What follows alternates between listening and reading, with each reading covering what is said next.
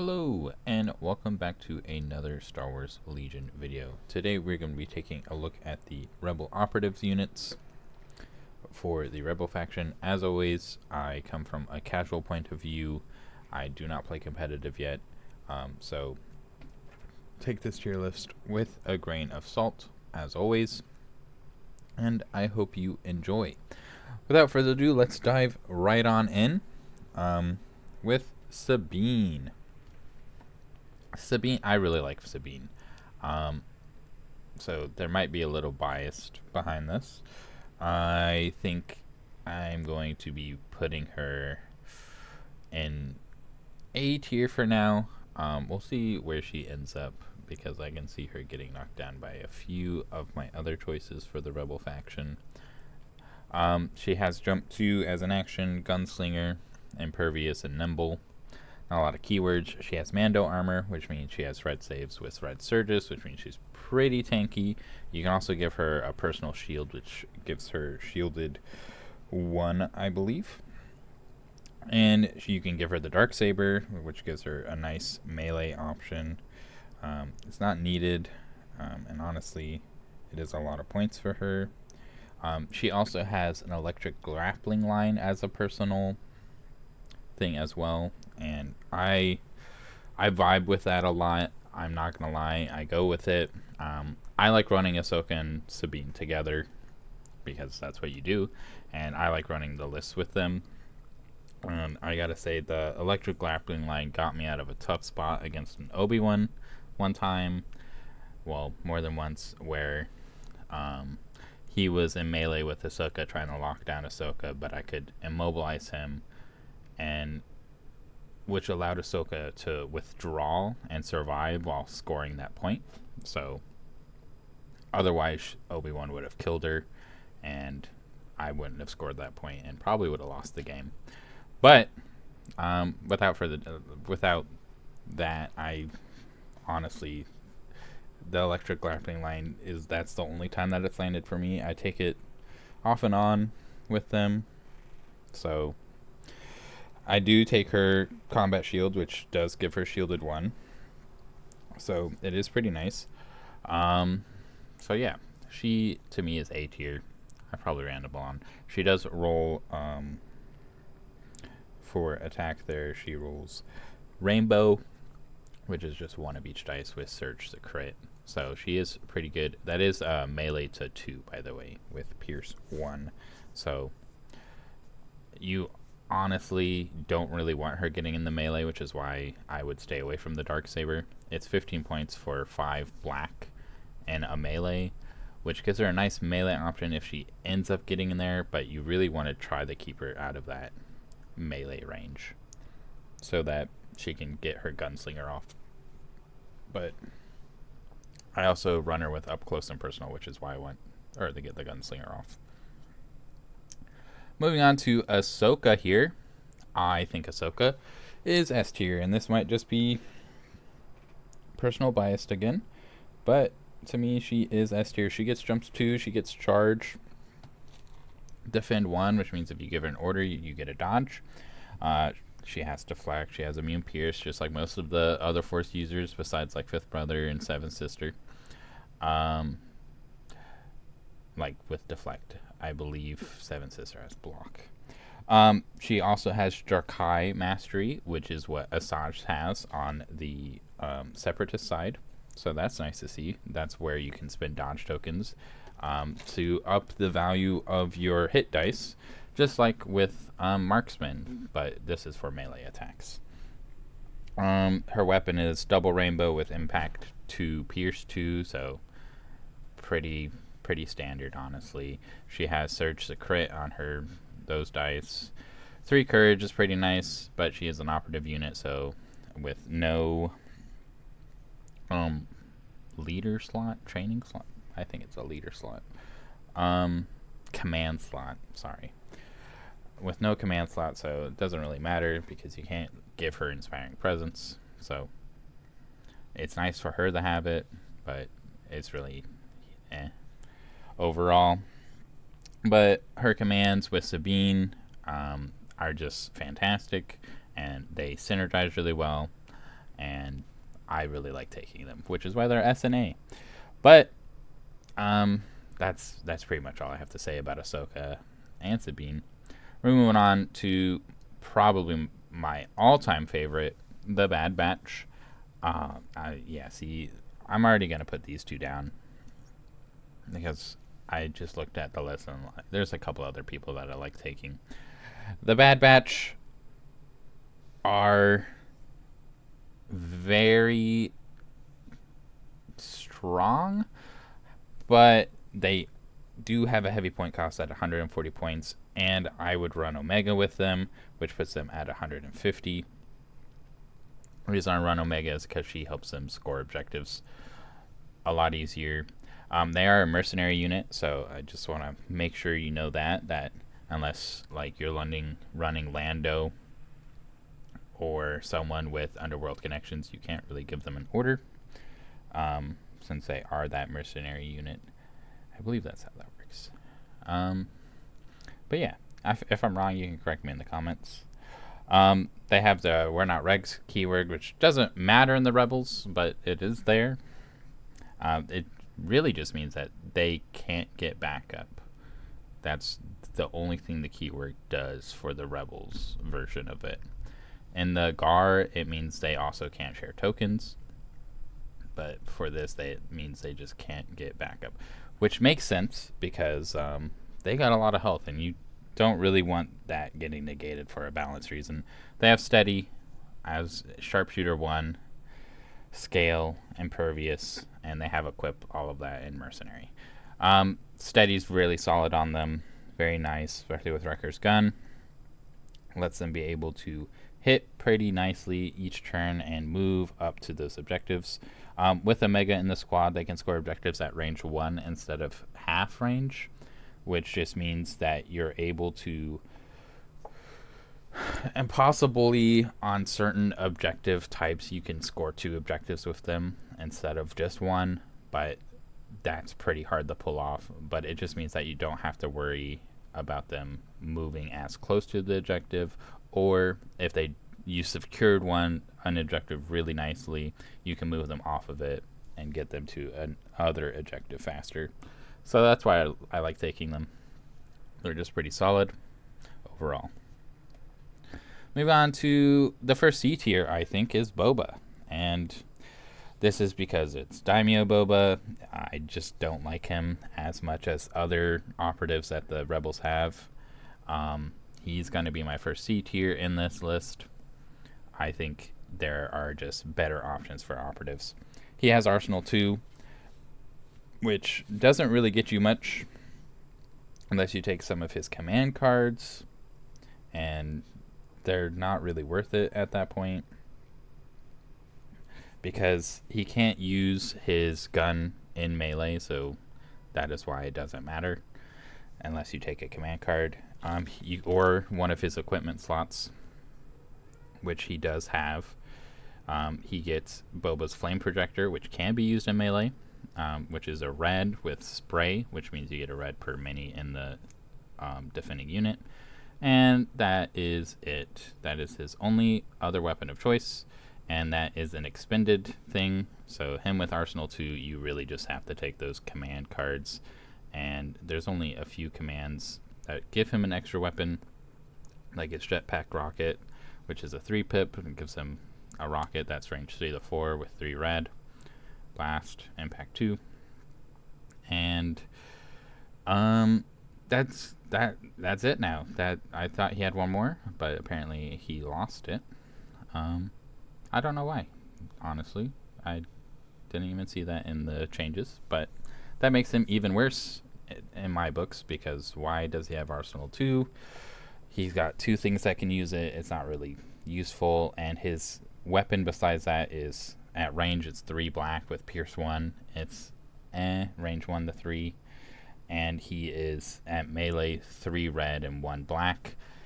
He costs 120 points base without any upgrades on him.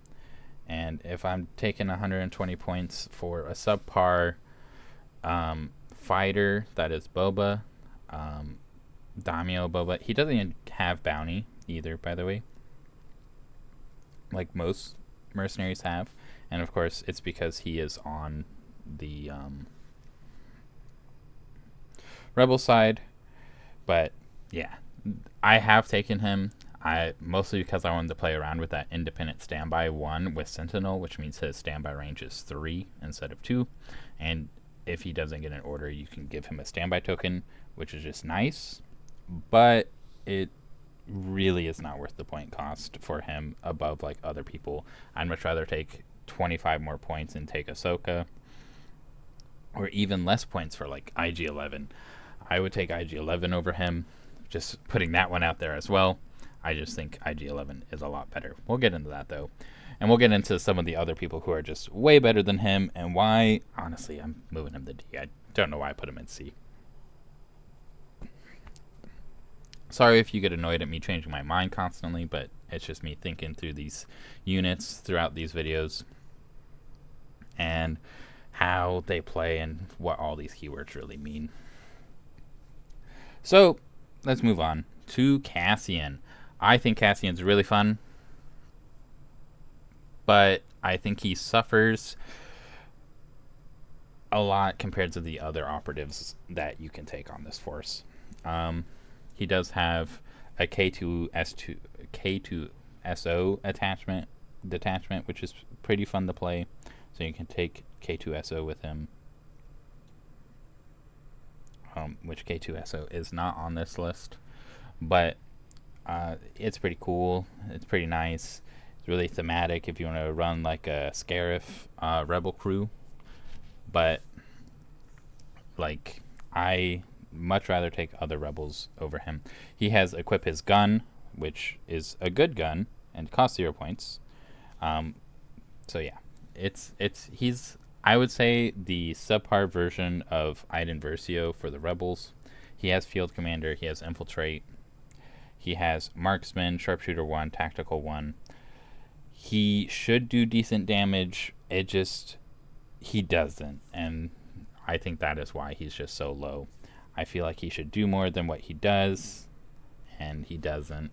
And I'm gonna run through. He has danger sense 3-2, which is pretty nice, but at the same time, not really that nice. But yeah, so that is Cassian. I could elaborate more if you guys want with Cassian. I've seen this. I've either played against Cassian several times or ran Cassian once myself, and he's just not hitting for what I want him to. He is pretty cheap, only at 90 points, so he is a cheap activation, but I just want him to do a little bit more for those points. And that brings me to Chewbacca, which again is a C tier. This is just C tier. He has Teamwork Han, which is the probably best keyword that he has, with Guardian 3 and Rage 4 and Scale being his other 3. And Rage 4 is pretty cool. He can charge, and he gets Null Courage after having 4 wounds. And he's going to get those 4 wounds because he has white saves with no white surges, which means he just dies real fast, which is why he's C tier. And honestly, I'm putting him in D tier again because of the saves. The only reason I would take him is if I was trying to protect Han or some other. If I wanted to basically give one of my other heroes in the Rebels a second health pool, he's basically that's the only reason I would take Chewie. So yeah, D tier, which is really sad because like Chewbacca and Han, I didn't rate Han high as a commander, and Chewbacca is not being rated high as an operative for both this or the GAR, and it's just really sad to see because Chewbacca is one of those iconic characters with Han, and it's just sad to see that they just don't live up to their potential. Han's a little bit fun, so if you run like a Han Chewie group, it's really fun, and if you're looking to be fun, they're super fun. Chewie is a little less fun.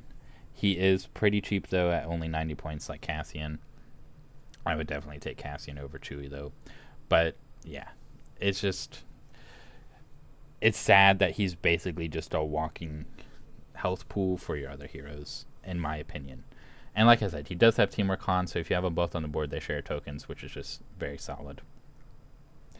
Moving on to Din Djarin, and he is another A tier or S tier to me. He's a mercenary. He has Arsenal too. The reason that he's a lot better than Boba. One, his ranged weapon has versatile, so he can shoot out of melee, which is solid. With that Arsenal too. He also has several other weapons that you can give him, like his Beskar Spear or his Amban Rifle, which are both melee weapons. Really weird for the Amban Rifle being a melee weapon. It does have technically like a sniper ability that you can spend for 2 actions, that if he's not engaged, he can make a speed 1 move, then choose an enemy unit in line of sight and roll 1 red attack dice, and if the result is a hit or a crit, it deals 1 wound to the chosen unit and 1 suppression. But you're spending 2 actions to possibly deal 1 wound, and it just doesn't feel good. And besides that, it's a 3 black melee weapon with Immobilize 2 and Suppressive, so that's pretty nice. But the Beskar Spear is what you're really looking at, the take for him. It's very interesting with Din, because you'd think he'd be like Sabine, which is like a melee to range 2 fighter, and you really want them to stay at range 2, because in his show, he mostly shoots people. He doesn't really like punch people. I guess he does to a point after he gets the spear and the dark saber. But yeah, it's just really weird. But once you give him that Beskar Spear, he's rolling 2 red, 1 black with the Beskar Spear, with 2 black from his regular melee weapon with Arsenal 2. And that is with Duelist, which means if you spend an aim token, you can gain Pierce 1. Well, you gain Pierce 1, and yeah. And if you spend a dodge while he's in melee, he gains Immune Pierce. So it's just very strong for him. He also has flame projectors, just like Boba does, and it's pretty much the same thing. Spray, suppressive. He has a jetpack, which can give him jump 2. But yeah, he's just a very solid unit. He does have bounty, unlike Boba, which just means you get that victory point. He has independent aim and dodge, so he gets both an aim and a dodge token if you don't give him an order. He also has tactical 1, which means when he moves, he gets an aim. He is just a very strong combatant on the battlefield. So yeah, I definitely like taking him. He's super fun. I think it's kind of weird that he's a melee focused combatant. I can kind of see it though with the show, so like it's not too bad. He does have Mando armor, just like Boba did. He surges to crit, just like any good bounty hunter should do. So yeah, he is a very solid, very tanky unit, especially with that aim and dodge, mostly the dodge being tanky, from Independent. And he's just a very solid unit to take. Plus, you can take him with the Beskar Spear. It does cost a little bit more because it's 15 extra points on top of his 95. By the way, he only costs 5 more. Never mind. What am I saying? That's less than Boba. So I was reading someone else's points at my sheet. Looking at my sheet, I was reading Chewbacca's points, and yeah, Boba being 120 points is just way too expensive for Boba. His command cards don't even make up for it. While I think Din's command cards are pretty cool. Plus, you can take Grogu in this, and Grogu's pretty fun to play with. So yeah, and he gets a really cool command card. Grogu does. If you take Grogu, you do the hand thing, which is just really fun. So yeah, I highly rate. I'm honestly moving him up to S. I don't know why I put him down in A. So far, all the rebels that are up in S are technically mercenaries. So we'll see how that goes throughout the rest of this. So yeah, moving on to IG-11. I honestly, I'm gonna put him B. I'm gonna move Cassian down. I'm gonna move Sabine down actually before I move Cassian. I think Cassian's better than Sabine solo. which is what I have to take this tier list as and not group together. Otherwise, they're both A technically, because Sabine just makes Ahsoka better with her command cards.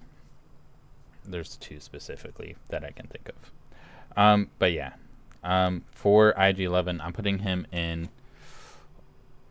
I kind of want to move him. There's two more people that I have to get to, and I'm trying to limit my A and S slot.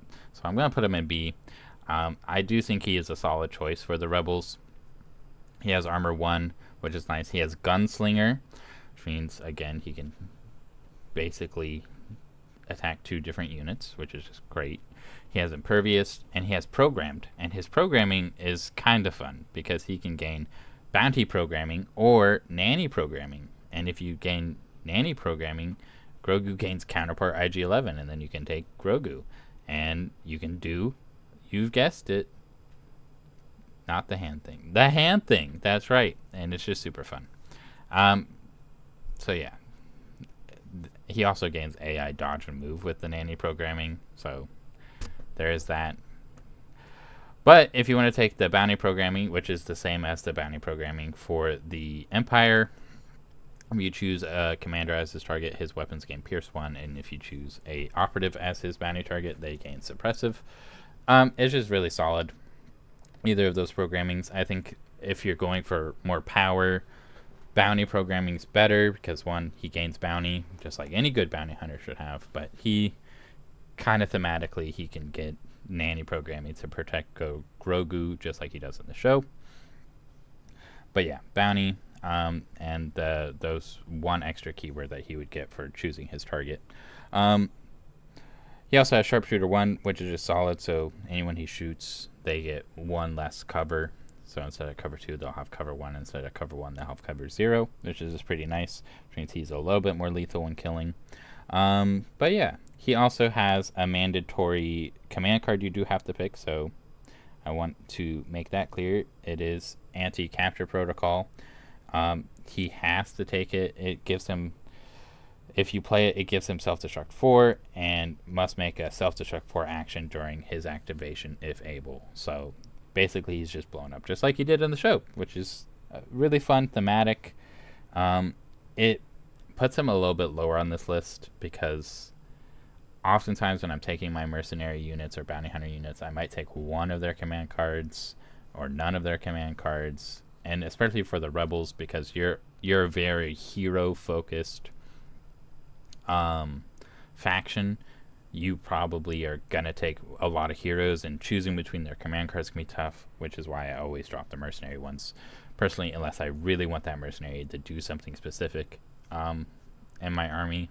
But yeah, so it's kind of a bummer that you have to take that 3-pip, but it's not too far of a drawback, which is why he's B. Moving on to Jyn, and I'm gonna put her in S, and we're gonna move Din down 1. And she's an S. She's solid. She's very disruptive. I will say you're probably not going to be killing a lot with her. You can kill stuff. She's not like bad at killing. She's just not the best. But you're going to be locking down people with her. She has Disengage, Agile 1, Independent Move, Infiltrate, Nimble, and Sharpshooter 1. She has Surge the crit for her attack dice and Surge the defense for her white defense dice, which just makes her a little bit better. But with Agile 1, she should have those dodge tokens in order to stay alive a little bit better. She is super disruptive. She has Independent Move, which is just super fun. You can mess with people. You really want to make sure that she's basically always within melee at the end of her turn, so that people can't just whittle her down and kill her, because she is very weak against enemy fire. She will die, but if you know how to play her right, she is definitely S tier, and she can and will be very disruptive in a force. But you have to make sure that you're moving her in and out at the right times, and really she's just an objective scorer. If you noticed, for the Rebel tier list so far, the ones that I value more for objective scoring are at the top here. because my goal with them is to score objectives more than it is to kill things in the game. So yeah, both S tier. That's Jen. She's very solid. She's very scary on the battlefield. I've only gone up against her, and I can say those games have been fairly annoying to fight. So yeah, definitely an S tier operative for the Rebels here. I'm going to skip Luke and go straight to R2, and he's D tier. Yeah, there's not much to say about R2 here. He's cheap, but the Rebels already have a bunch of cheap units, and they can already field a lot of activations. So you don't really need to take an operative that's also cheap, because really for the Rebels, you want someone who can kill or can do something on the battlefield well, and R2 just doesn't fit that slot. I guess I did Boba too badly here. We're going to move him up to C, because he's better than Chewie and R2. R2 is very cheap. He's at 55 points. So if you got 55 points in an operative slot for some reason, which you could have if you're taking some of the heavies for the Rebels, like the bus. But yeah, I just don't find him very fun. Not very useful. He's kind of a anti-get involved unit in the game.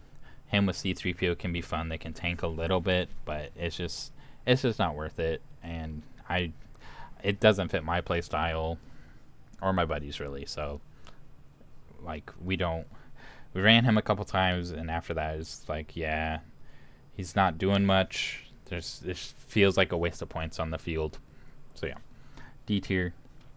Secret mission can score you a victory point if you need it, but it's really not worth it. He also has repair 2, capacity 2, so if you want a cheap way to heal your bus, that's a good way to do it, I guess. But again, I'd much rather take other units, especially operatives in this. And that moves us on to Luke, who is our third S tier and probably the best operative. If I can move him over to the best, I'm going to put Jen above Bad Batch 2. For the Rebels here, he has jump 1, charge, deflect, disengage. Again, we talked about it with Jen. Disengage, very strong. It just means that he can move out of melee with one unit, be disruptive a little bit, and score points easier. But he is also a beast. He has 7 black with impact 2, pierce 2. He also has mastery of the force. And he is just very scary, especially with his 2 command cards that only he can take, because Commander Luke can't take them. And they are probably Luke's 2 best command cards, which is You Serve Your Master Well. Very, very annoying command card. I've had this used against me multiple times. It's super annoying to play against. It can lock down 2 units. No, sorry, wrong one. I'm thinking of the other command card I hate. This is You Serve Your Master Well. If someone is suppressed, you can use them to attack. I'm sorry, I'm going to just take all of what I just said, and we're going to talk about that other command card in a second. You can choose a non-commander, non-trooper, or non-operative trooper unit within 1, or a suppressed commander, non-operative trooper unit within 1 of Luke, and you make a free move or attack action with that person, and that's super fun. And if it's an enemy unit, you give them even more suppression with 3 more suppression tokens, and you can use the enemy unit to attack another enemy unit. So it's just super great, super fun command card. Sorry, the one I was thinking of might be, yeah, it is I Am a Jedi, and he gains Surge to defend, which, sure, he can't make attacks, but then you choose up to 2 enemy trooper units within 1 of Luke, and those chosen units can't make attacks either, and it is just awful. It is the worst. This includes like anything that would be an attack action. So yeah, it can lock down 2 important units if you can get Luke in there. And it's just really annoying to play against. This is what I was talking about earlier. I hate playing against it a little bit. I never know when it's coming. And I've had Count and Asajj locked down before. I've had Obi-Wan and Anakin locked down before. And I've even had Anakin and like Commandos locked down before by this card. And it's just super annoying. And it basically just helps your opponent win the game. Probably the best command card Luke has is that one. But yeah, it's just super annoying. It is a 3-pip, so it is what it is. But, oh well. If you agree with the tier list, great. If you don't, leave a comment if you want, saying how you disagree. I hope you enjoyed. I'll see you in the next one. Bye.